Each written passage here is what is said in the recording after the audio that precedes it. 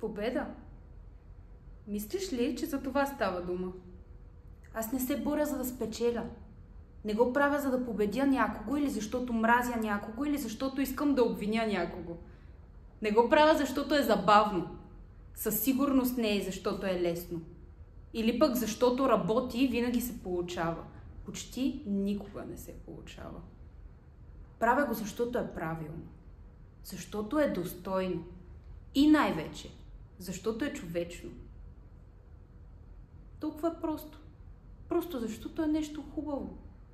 Човечност. Ако днес реша да си тръгна, добри хора ще умрат.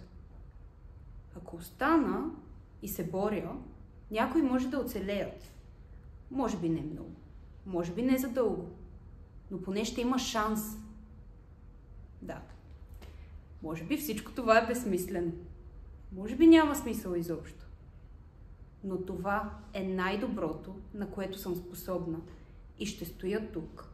И ще го правя, докато мога да си стоя на краката. И ти ще умреш един ден. Всички ще умрем.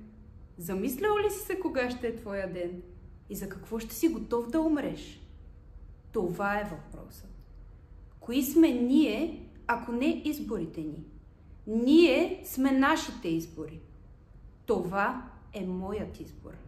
И ако това ще ми коства всичко, така да бъде.